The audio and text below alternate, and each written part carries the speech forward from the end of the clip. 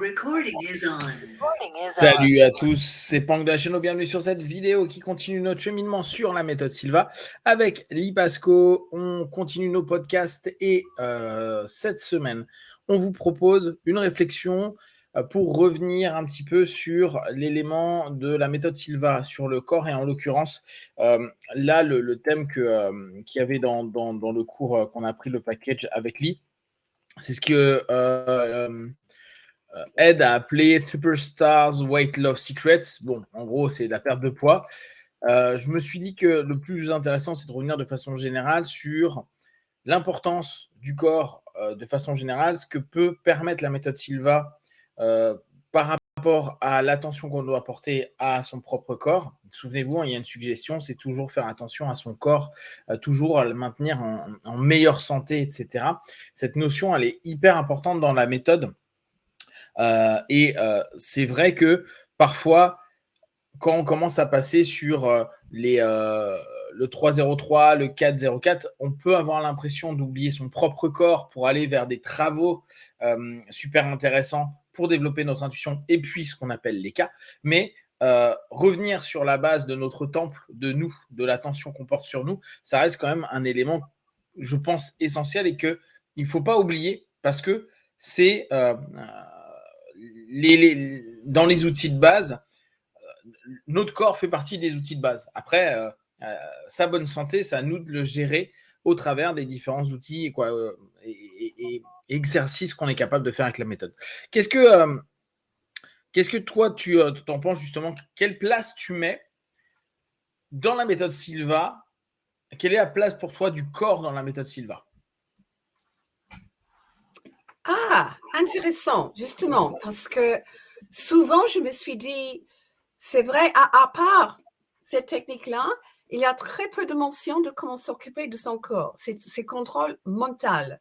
Ouais. Et souvent, je me suis dit, quand même, pour le cerveau, il fallait peut-être mieux parler de l'importance d'air frais, oxygène, de boire régulièrement de l'eau, d'exercer, tous ces trucs.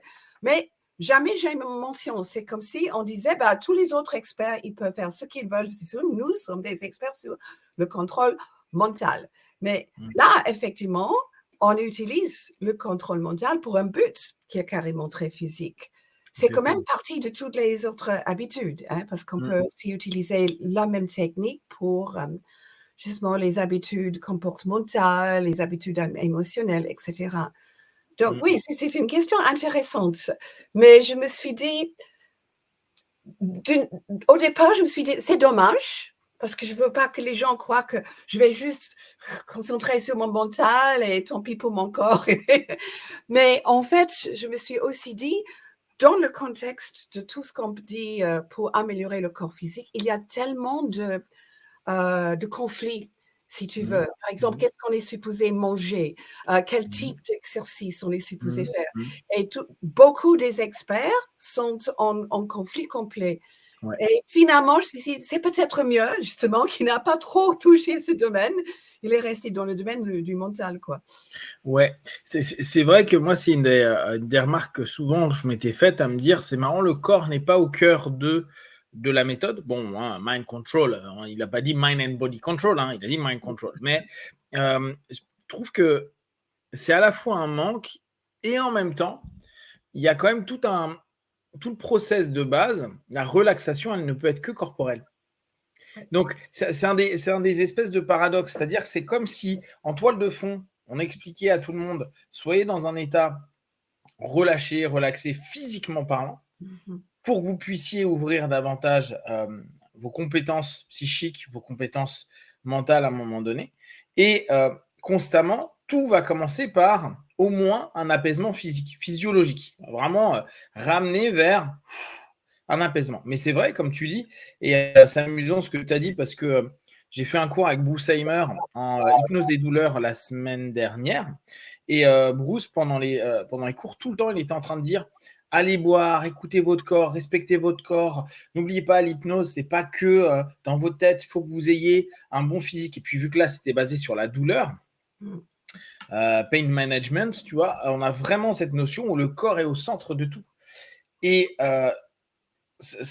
quand j'ai fait là le cours sur le poids, je me suis dit, ouais, c'est vrai que la notion au travers de l'attention qu'on porte est essentielle pour qu'on puisse aller mieux. D'ailleurs, quand on y pense, il y a quand même le gant anesthésique, en parlant d'ailleurs de contrôle de la douleur, qui est très, très, très physique dans la méthode Silva. Là, on est vraiment quelque chose où, là encore, réussir à apaiser son corps, le calmer, etc., est quelque chose d'essentiel pour qu'on puisse avancer. Mais ce n'est pas le cœur du système. Et comme tu dis, ça, je trouve que c'est pertinent, cette notion à dire, effectivement, est-ce que à ce moment-là, s'il avait commencé à dire manger 3 fois par jour et je sais pas, buvez 2 litres d'eau dans les programmations, est-ce que on n'aurait pas dit ah oui mais non il faut 3 litres, ah ben non il faut manger 6 fois par jour ou il faut faire du jeûne intermittent, etc., etc. Et automatiquement il y aurait eu conflit. Effectivement, c'est vrai que j'avais pas vu ça sous cet aspect-là. Mais justement, si on revient donc dans cette démarche, toi, dans ton expérience, quelle place tu laisses à ton corps dans le travail de la méditation dynamique?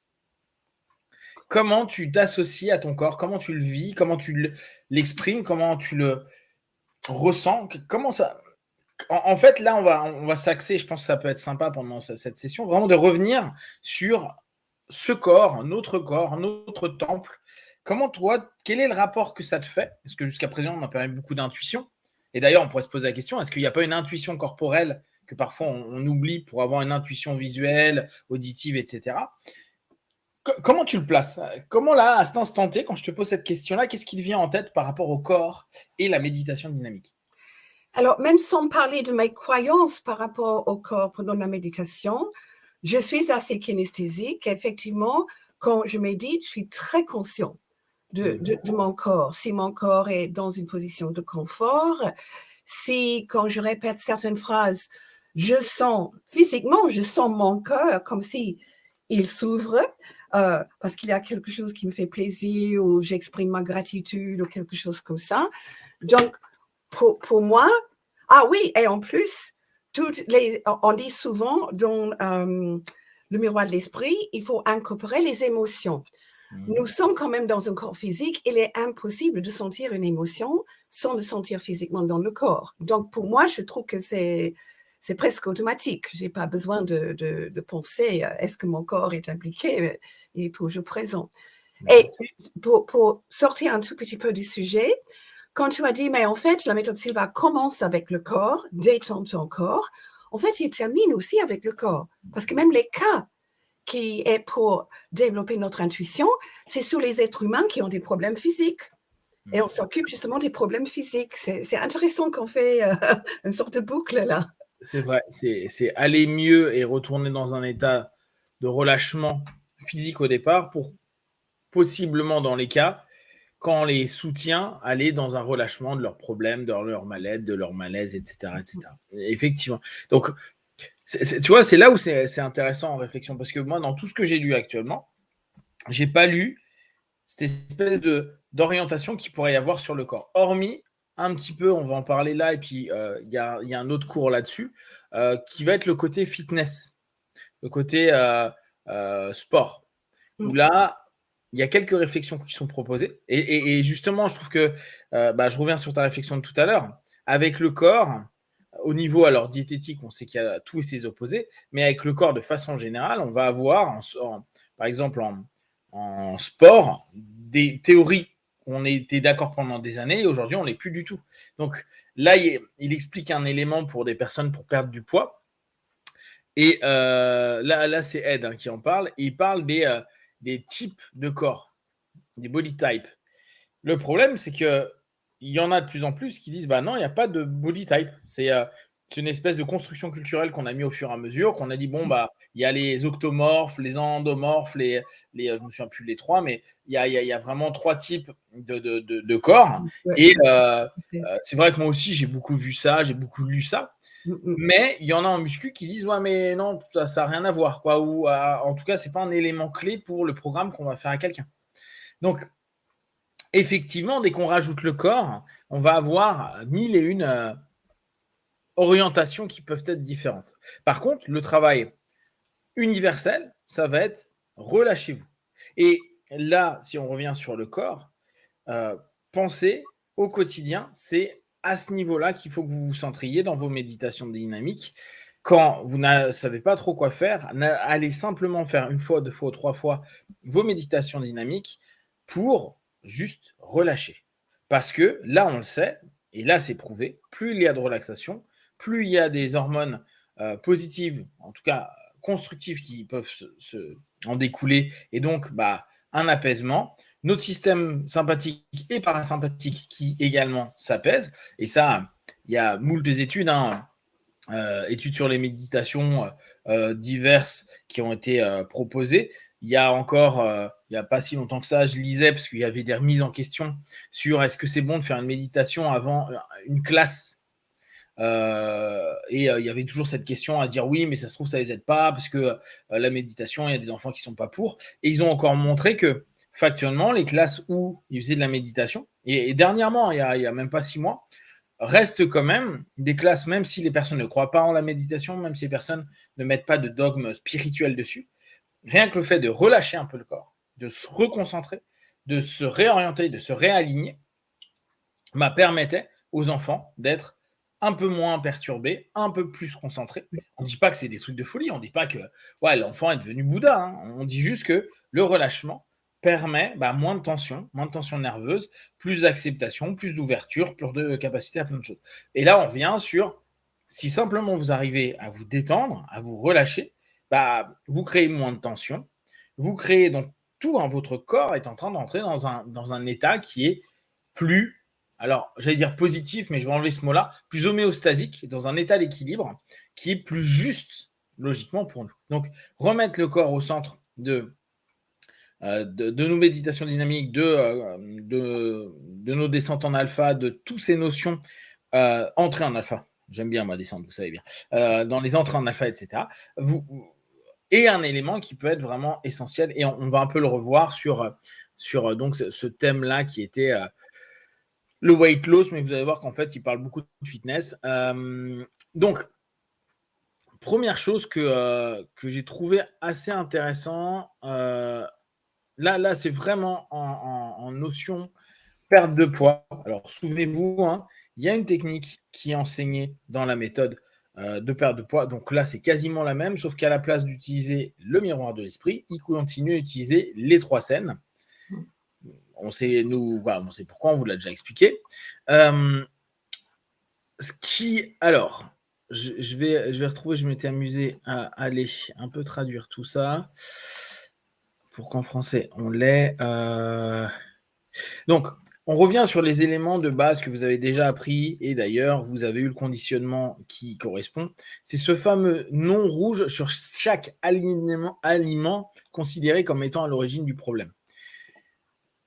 Il est à la fois simple, ce grand non rouge, et en même temps, quand j'en parle avec des personnes, ou quand je donne cette suggestion, moi, dans des séances d'hypnose, les personnes vont dire « Non, mais je ne vais pas m'amuser à faire tous les aliments, à faire non, non, non, non, non, tout ce qui ne va pas. » Et c'est vrai que aujourd'hui, il faudrait plutôt se dire, la junk food, de façon générale, tout le monde a à peu près une image de ce qu'est cette nourriture de fast-food, cette nourriture ultra transformée. On en parle tellement, tout le monde sait que les chips, c'est quand même pas le truc le mieux au monde. On sait très bien que manger un burger, si c'est pas grave de temps à autre, si tu en manges tous les jours avec des frites, c'est pas bon, que le fish and chips à longueur de temps, c'est pas forcément bon non plus, etc. Et avoir cette notion, si vous voulez pas faire aliment par aliment, genre les frites, les hamburgers, les machins, les trucs, bon, ok.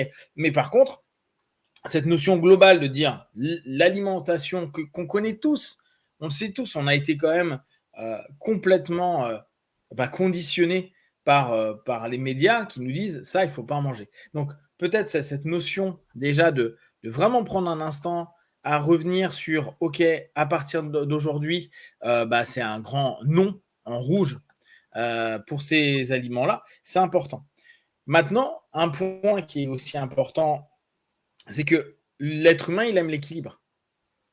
Et le plus et le moins, c'est super bien de se dire non, je ne vais plus manger ces aliments-là, mais parfois, c'est aussi bien d'accepter d'en manger, mais un petit peu. Et là, souvenez-vous ce qu'avait dit Lee on va vous en reparler un petit peu, mais que j'avais trouvé très intéressant. C'était Burt qui disait « Ah, j'aimerais bien goûter ça ». Et il prenait juste un croc de quelque chose qui était plein de sucre, plein de choses. Alors que Michael lui disait « Ah, attends, on va en reprendre, on va en racheter, etc. » Et lui, il dit « Non, non, ça me suffit ». Et je trouve que ça, c'est intéressant parce que, tu vois, c'est un espèce de complément avec ce nom rouge, genre non, ne pas le manger. Et puis peut-être au fur et à mesure, se dire un petit peu, et peut-être dans le conditionnement, vous pouvez vous faire vous-même juste ce qu'il faut, juste avoir le goût, se plonger dedans, ou justement fermer les yeux et laisser vraiment se diffuser ce plaisir, ce bien-être, cette joie d'avoir goûté cette part de gâteau ou ce croc de gâteau, etc. Je trouve que ça a quelque chose d'hyper intéressant. Est-ce que tu peux un petit peu en reparler de cette expérience que tu avais vue, que je trouve vraiment hyper intéressante, parce que je pense qu'elle est encore, à mes yeux, plus intéressante que le nom, même si je pense sur certains trucs, type le cola, les sodas, oui, effectivement, c'est tellement peu indispensable que si vraiment vous pouvez y mettre un gros nom dessus, parce que vous vous dites j'ai envie de perdre un peu de poids ou beaucoup de poids, oui, ça serait cool. Mais par contre, ça ne veut pas dire que de temps en temps, on n'a pas le droit, on est avec des copains, on boit un verre en terrasse, que vous ne pourriez pas prendre un cola. C'est toujours cette ambiguïté, elle n'est pas évidente. Et je trouve que la vision de Burt là-dessus, en tout cas l'expérience de Burt, qui je pense, bonne à prendre pour nous, c'est ça. Tu peux en reparler un petit peu de ce moment que tu avais vécu avec Burt? Oui, justement, parce qu'on flânait un peu à Paris et comme tu sais bien, il y a toutes les fenêtres où on expose des trucs délicieux. Et je crois que c'était un cheesecake. Alors, Michael en avait acheté juste une part et il a dit à Burt, est-ce que tu veux goûter? Et Burt a goûté justement une cuillère. Et il a apprécié. C'est délicieux. Oh, wow, c'est extraordinaire. Et Michael dit, donc je vais t'acheter une part. Et Burt a dit, non, non, une cuillère, ça suffit. Mais Michael dit, mais pourquoi pas? Parce que pour lui, c'était comme beaucoup de gens, c'est plus en quantité égale plus de plaisir. Et là, Burt lui a dit, mais écoute, où est-ce qu'on va arrêter quand même? Parce que si je dois prendre une part complète, est-ce que ça va satisfaire mon besoin de manger sucré, par exemple? Plutôt m'acheter toute une tarte ou 2 ou 3 tartes complètes. Et donc, il a vraiment augmenté au ridicule, quoi. Et pour lui, c'était vraiment non. Et on peut trouver plus de plaisir dans une petite quantité quand on fait attention et apprécie. C'était vraiment le mindfulness, que dans beaucoup de quantités. Et là, justement, dans la technique Sylvain, on adresse ce qu'on mange, mais on adresse aussi la quantité. Si tu te rappelles, on dit, rappelle-toi que tu n'as pas besoin de manger tout ce que tu t'es servi, justement. Et on est conditionné pour ça. Ça, c'est, je pense, un des trucs les plus compliqués. Les gens ne veulent pas gâcher. Moi, je le vois souvent où il y a des moments où tu dis, bon, non, mais tu n'as pas à finir ton assiette, ou tu es au restaurant et la personne dit, ah, j'ai plus faim. Et il y a encore des choses. Et ils finissent parce qu'on leur a dit, il faut que tu finisses, il ne faut pas gâcher, etc., etc. C'est vrai que c'est compliqué parce que c'est un conditionnement qui est très, très, très complexe. Un des points qui est intéressant là, dans ce que tu dis sur l'exemple de Burt, c'est que on sait aujourd'hui que beaucoup de personnes disent oui, mais je suis addict au sucre, je ne peux pas m'arrêter. Bon, on sait à quel point c'est dur les addictions. On vous en avait déjà parlé. Et n'oubliez pas, il y a la super méthode que vous pouvez faire dans la méthode Silva pour justement tous les jours diminuer et ne plus fumer, ne plus avoir d'addiction, etc. etc. Je vous rappelle le podcast qu'on a fait avec Sylvie, qui était vraiment très très bien. Maintenant, l'idée qu'il faut comprendre aussi, c'est qu'on prouve de plus en plus aujourd'hui que le microbiote, alors vous savez, tout ce qu'on a au niveau de l'estomac et au niveau des intestins et autres, on a un monde de bactéries positives, notre microbiote qui est là. Et quand vous les avez habitués pendant 10 ans, 15 ans, 20 ans, 30 ans à manger plein de sucre, ils ne sont pas tout à fait d'accord de disparaître. Donc, en fait, s'ils n'ont plus de sucre, ils disparaissent. Et en l'occurrence, c'est les colonies qui disent « non, moi, j'étais content, j'avais du sucre, je suis content ». Et on a prouvé de plus en plus que ce microbiote, alors le deuxième cerveau, pour ceux qui connaissent un peu cette notion, on sait qu'il y a des neurones dans notre estomac, etc. Mais ce deuxième cerveau, donc les microbiotes, peut faire en sorte et créer des stratégies à notre cerveau central pour nous créer l'envie d'avoir du sucre. C'est pour ça que parfois le grand non peut devenir parfois. Alors quand ça passe, c'est bien. Vous voyez, vous avez une envie, fermez les yeux, les 3 doigts, vous imaginez ce que vous avez envie, vous faites un grand stop, un grand non, quelque chose qui vous parle, c'est très bien. Mais si vous sentez que ça continue, et que, parce que souvent le problème qu'il y a, c'est que les personnes vont se mettre en alpha, vont faire, ou les 3 doigts, vont commencer à se focaliser, à dire non, je ne vais pas manger ceci ou cela. Et ils vont se créer quoi? Du stress. Parce qu'ils vont s'imposer et avoir une espèce de côté inquisiteur à dire non, il faut pas. Il faut pas. On sait que c'est quand même pas le truc le plus génial pour nous déstresser. Hein. En plus, on se focalise sur l'idée dans ce qu'on veut pas. Hein. Je ne veux pas ça. Oui, mais c'est ce que mon cerveau fait que de me dire. Et ce microbiote, il crée en fait des stratégies dans notre cerveau pour dire prends, je sais pas, du sucre, du chocolat, ce que tu veux. Et avec la méthode de Burt, ce que je trouve très intéressant, c'est de dire à un moment donné, je suis OK, mon corps me réclame. Donc ma colonie de microbiote fan de sucre dit allez, vas-y, va en prendre. Et c'est juste dire OK, je t'en donne, mais les gars, ça va être une bouchée. Vous pourriez, après, je vais peut-être pas être hyper bien dans mon corps après, mais je ne vais pas à l'encontre de ma propre nature à un moment donné. Mais à la place, et là on revient sur cette idée de ne jamais t'arrêter et juste de nourrir ta colonie, tu éduques ta colonie à dire ouais, mais les gars, on est en surpoids, les gars, ou on n'est pas bien. Donc, on va juste en manger un peu et vous avez le droit de manger que ça. Et justement, et là, le mot que tu as utilisé tout à l'heure, la pleine conscience de, moi je préfère parler de pleine présence que de conscience, il y a des moments, être vraiment présent dedans et ressentir. Et toujours dans cette notion où vous pouvez vous mettre en alpha à ce moment-là, être dans votre méditation dynamique, les yeux ouverts ou fermés, hein, juste prendre ce plaisir, nourrir ça, savoir que vous avez pris un truc sucré, qu'il n'y ait pas, et ça c'est peut-être un des points les plus compliqués, il n'y a pas à avoir d'autoflagellation, il n'y a pas à vous critiquer, il n'y a pas à vous faire du mal, à vous dire j'ai mangé truc, parce qu'on revient vraiment sur le cœur de la méthode Silva. L'idée est d'arriver dans un état de relâchement. La nourriture, pour 90%, 95% des gens qui veulent perdre du poids, ça devient anxiogène. Parce que, comme l'a dit tout à l'heure Lee, médecin X lui a dit il faut que tu manges que des protéines, médecin Y dit il faut que tu fasses des déficits caloriques, et médecin Z a dit il y a une nouvelle méthode qui en 15 jours te fait perdre 30 kilos. Tu es en train de stresser, en train de te dire j'ai pas bien fait, j'ai mal fait, c'est pas bien, ou j'ai cédé, je suis faible, je suis pas bon, je suis pas si. Mais non, en fait, si on reprend la truc de base pour le poids, version méthode Silva, si on y réfléchit bien, vu que, bien sûr, hein, comme d'hab, dans toute la méthode, la première chose, c'est méditation dynamique, c'est de se dire, si je stresse, je fais quelque chose d'absurde. Et je vais à l'encontre. Et en plus, on le sait, hein, le stress fait grossir. Factuellement. Ça crée, je ne sais plus quelle hormone, mais qui crée en fait dans le cycle, on sait que ça fait du mal et que ça peut faire grossir. Pas tout le monde, hein, mais ça peut développer des choses. Donc, vous voyez cette espèce de notion de retour au corps, le relâchement, mais aussi dire non à des choses quand on voit, voilà, on fait un premier essai, on a une envie, puis on dit non, c'est pas maintenant, ou stop, pas cet aliment-là, je vais pas prendre un burger, ou je vais pas prendre des frites, je vais peut-être prendre un burger, mais je vais pas prendre des frites, je vais prendre une salade à côté, ou rien, ou je vais pas prendre un soda, je vais prendre de l'eau, etc. Et être fier de se dire, voilà, à la place de se manger, je sais pas, 800 calories en plus, ou 2500 calories en plus, t'as pris ton burger, t'as pas à te stresser parce que ça a été OK pour toi. Mais derrière, tu as minimisé et en se disant, OK, ça, c'est bon. Bien sûr, c'est pas à faire tout le temps, etc. Mais c'est des moments de craquage. Je pense que ça, c'est important. Comment, toi, tu leur conseillerais justement quand les gens craquent et qui sont justement dans cette idée, ah mince, j'ai pas bien fait ma diète aujourd'hui, j'aurais dû faire ça et en fait, j'ai trop mangé ou j'ai eu une crise.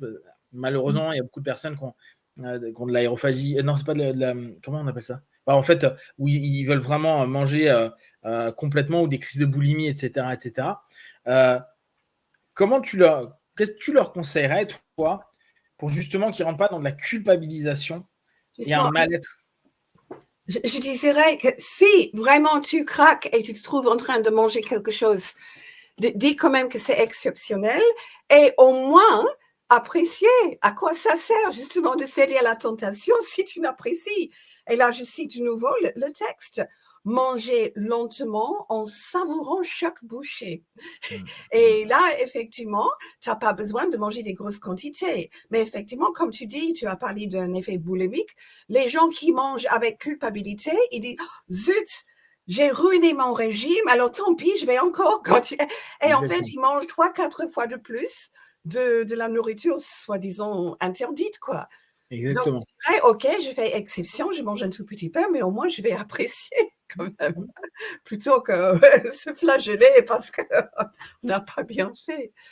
Exactement. Je pense que ça, c'est important. À partir du moment où vous avez validé, bon, OK, là-dessus, je vais prendre ça et oui, ça va pas dans ma diète et autres. Prenez plaisir. Ouais. Vraiment. Ouais. Et aussi, cette idée de mettre un gros nom rouge ou un X rouge sous les... Ça, en fait, c'est juste la première partie. Hein. Il ne faut surtout pas que les gens croient que ça suffit. Hein. Il faut que ça soit suivi par numéro 1 blanc où, en fait, on crée un nouveau désir qui est le désir pour avoir un corps sain, plein d'énergie, attractif, etc. Et que ce désir devient plus que le désir pour celui qui est non.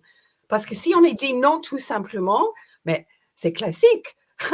On va toujours penser à ce qui est interdit et on ne va pas pouvoir résister. Et j'ai une très bonne histoire par rapport à ça.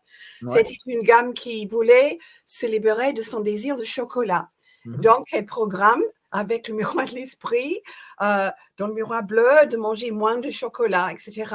Et elle arrive, je ne sais plus, bon, oui, c'était une semaine après, parce que là, c'était en cours de week-end. Et elle disait, oh, mais c'est terrible, je mange 2 fois plus de chocolat qu'auparavant. Et je dis, mais décris-moi, justement, classique, décris-moi comment tu as pratiqué la technique. En beaucoup de détails, elle décrit le miroir bleu, le chocolat, non, X rouge, etc. Et puis, je dis, et puis je sors du niveau. Plusieurs fois pendant la semaine, au moins une fois par jour, elle a dit non au chocolat. Mais elle n'a jamais dit oui dans le miroir blanc à ce qu'elle voulait vraiment. Donc, ça ne marche pas tout seul, vraiment. Mais c'est là où je trouve que ouais, c'est vraiment intéressant de cogiter. Oui, n'oubliez pas hein, toujours cette notion-là. Je sais ce que je veux corriger, transformer, et je sais vers quoi je veux aller. On revient à ce qu'on dit la semaine dernière. Hein. Cette notion de je sais d'où je pars, je sors du déni, je sais ce que je veux faire, je sais les actions que je vais porter, je porte ces actions-là, et après, je commence à être en attente. Mais il faut bien que je définisse quand même ce que je vais mettre en place et ce que je veux, l'objectif de tout ça. Si je ne l'ai pas, bah, si c'est juste je ne veux plus en manger, ouais, mais derrière, il va se passer quoi si tu ne manges plus? Quelle compensation on va créer? Il faut toujours donner l'orientation vers laquelle on veut construire des choses. Donc, effectivement, bah, justement, là, je voulais continuer un petit peu à ce niveau-là. Donc, le nom, là, on en parlait. Je vous fais la traduction là. Programmez-vous pour que la faim entre les repas disparaisse en mangeant un morceau de carotte, céleri, etc. Ça on l'a dans le cours. Ou tout aliment utile. Bon, programmez-vous pour faire quelque chose en réalisant que vous n'avez pas besoin de toute la nourriture que vous avez prise. Donc, on revient à cette notion de pondérance, d'arriver à un niveau où on n'est pas excessif. Et en tout cas, encore là, le mot pas excessif pourrait être interprété par tout à chacun. Soyez juste par rapport à vous. Vous êtes bien d'accord que quelqu'un qui est en surpoids de 5 kg et quelqu'un qui est en surpoids de 40, sa notion d'équilibre ne va pas être la même. Quelqu'un qui mangeait 3 assiettes, s'il passe à 2 assiettes, c'est déjà super. Oui, normalement, ça serait son assiette et parfois, comme l'a dit Lee, bah, il devrait même parfois ne pas la finir. Mais attendez, on n'en est pas là. Accepter aussi les étapes. Accepter, comme quand on fait avec les cas, bah, plus on répète, plus on devient clair et bien. Bah, pareil, on fait un processus d'habituation où bah, on va aller progressivement à revenir. Aujourd'hui, je suis à telle étape. Bah, c'est cette étape que vous bossez. Et je pense que cette notion d'étape, elle est importante. De se dire, je mange 3 assiettes, j'en mange plus que 2,5, plus que 2. Eh ben, c'est super. Oui, par rapport à quelqu'un d'autre qui doit perdre 5 kilos, la personne va dire non, mais tu manges trop. Oui, mais comparé à avant, c'est OK. N'oubliez pas, vous partez tous d'un niveau différent. Vous partez tous d'un moment différent avec des problématiques différentes. Donc, il n'y a pas, et ça aussi, c'est un des problèmes qu'on a, et encore plus aujourd'hui avec toute une génération, il n'y a pas à comparer votre vitesse de perte de poids ou votre vitesse d'être mieux dans votre corps ou votre vitesse. C'est vous par rapport à vous-même.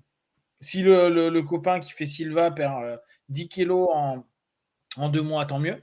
Si vous mettez 3 mois pour faire ces 10 kilos ou 4 mois, bah c'est bien aussi, on s'en fiche. Il n'y a pas de concours. Le but étant que ça soit le plus clair dans votre tête et, là on revient à ce lien-là, au rapport à votre corps. Parce que n'oubliez pas, perdre trop vite, par exemple, pour certaines personnes peut être problématique, peut entraîner plein de choses un peu compliquées. Donc c'est pas aller trop vite non plus. C'est toujours aller dans cette notion qui est bon pour le corps, qui est bon pour garder une excellente santé. Et cette notion, elle est importante, d'excellente santé. Aller vers cette notion d'être le plus en santé possible. Ça ne veut pas dire que si vous perdez 20 kilos en 2 mois, vous soyez en bonne santé après. Ah, vous serez content, vous aurez atteint votre objectif. Mais est-ce que c'est quelque chose de réellement OK? Il se peut que non. Il se peut que vous ayez après, je sais pas, manque de fer, manque quoi, plein de choses, de magnésium, de trucs, etc., qui vous poseraient peut-être problème.